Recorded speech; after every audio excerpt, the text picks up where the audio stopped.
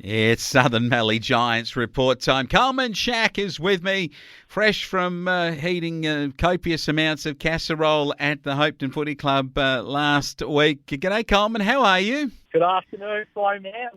Thank you. How are you? Yeah. Did you get to sample a few casseroles? Did the tuna mornay get first takings, or did the sausage casserole go first? Yeah, I would love to put it up there for everyone who was involved. For the consensus option, I think I had a bit of a taste of everything in the end, so didn't go hungry. No, you certainly didn't go hungry. A great night had by all. Goods and Services auction, a big turnout and some good results. Yeah, there was. Everyone got behind it. They used the format of online as well as a few there live on the night, which I think worked pretty good in the end. And I know Nathan Williams, the president, was very happy with the results that come in. So yeah, it was good to see everyone putting their donations in and buying them as well. Yeah, great stuff. Well done to everyone at Hopeton and Beulah and the Southern Mallee Giants, Goods and Services. Well done on a massive performance. And I'm not talking about the casserole downing, which I think you might have been best on ground in Coleman, but it was a massive performance when you beat the Horsham D's in an inspirational win. Low scoring, 5-9, 39 to 4-5, 29. What a game of football it was. It was one of those wins where you just got to do whatever it takes to get over the line. It was nothing flashy, as you've seen. It was bit of a wet weather footy, your first one for the year, really.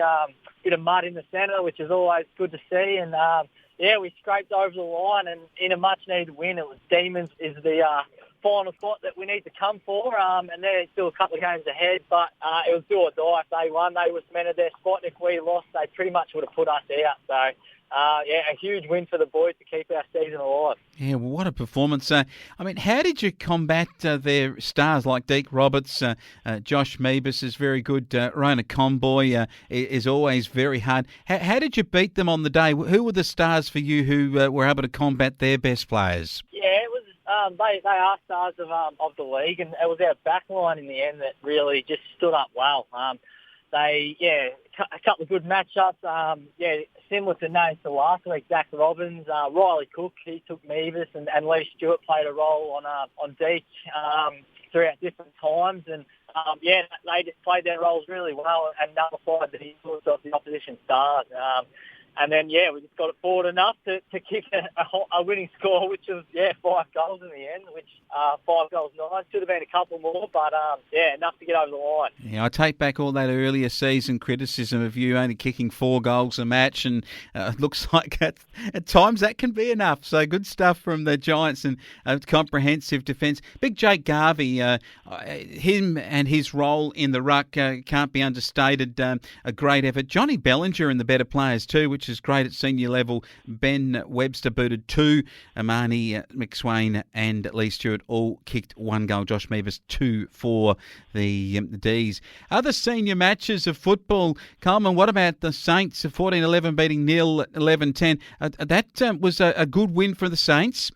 It was. The Saints still keep their finals hopes alive as well doing that. So I'm not sure who they've got in there next month, but they're still a mathematical chance, I'm pretty sure, like us. So they'll keep fighting tooth and nail to try and get that 5th spot. Yeah, and of course you wouldn't have been too unhappy about Dimbula losing to Stall 4-14 to 4-8. It still leaves Dimmy an outside chance of missing the finals, but they've got 3 easy games to come. So that was probably, even though they dropped that one, they still probably will make 5th spot or 4th spot on the ladder. Yes, it does. So, doing a bit of maths myself, I think, so if we win all 4, we can knock the Roos out, which with their bye they've still got to come. So, but in saying that, it's obviously tough to do, tough to win the last 4. So, the Roos will most likely, stitch up their finals place with a few easier games, I think, coming ahead for them. Yeah, certainly are. And the Warwick Eagles lost by plenty to Ararat in the other match. Okay, let's go through your grades and the 2s. I'm just going to say it. You struggled to get some younger juniors out in the 2s. And let's just say some older blokes played against the Horsham D side who kicked 13-29 to no score. It was a very tough day for the reserves boys. They battled hard, obviously, but yeah, the Demons were just too many experienced players and some bigger bodies than our young midfield brigade, and they just got too much of the ball forward. We had our fair share of it through the midfield at times, but yeah, just couldn't get it enough inside 50 entries, and they were too strong from their half back line as well as their midfield, and kicked a big score in the end. They did. What about your lads? Hudson McCredden, Decky Brown, Damon Carroll, who's played some senior footy, Isaac McPherson, Zach Bennett and Jaden Cook in the better players. 6 goals to Bailey Nelson for them, and he was their best. And Angus Atkinson, also another bigger-bodied player playing some good football. Over into the juniors, and the 14 boys had a pretty tough outing. They got against a side that's real good, 9-7, 61 to 1 point on the day. I think it was Mercy in the first quarter, so they are a very, very good side.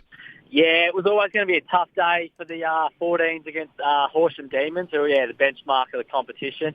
But yeah, credit to Demons as well. After the Mercy rule was implemented, they gave us sort of 3-4 of their really good players, and then that just turns it into a really good game. So it's a good hit out, gives the boys a good chance to play some good footy and play alongside some really good players in the league as well. So yeah, I'd like to thank Demons for that, for making a good game of it after they did make that rule. And then you see the likes of young Jacko Moore start playing some good footy. He played some in and under in the midfield there, and the normal fellas like Kobe Helm and Cody Franklin and all those boys doing a terrific job as well.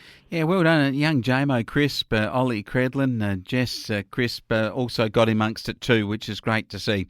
All right, we head to this week. I know that after the great events of Hopetoun last week, the muddy day of football, then a massive goods and services night, Coleman Schache clearing off the casseroles off the table. It was a wonderful weekend. You've got to restart though. You've got to come out, and it's a big trip down, and I'll tell you, this is going to be massive for you. You've got Ararat. If you could knock Ararat over, of course, that's easier said than done, but at their oval, in wet conditions potentially, they're top of the table.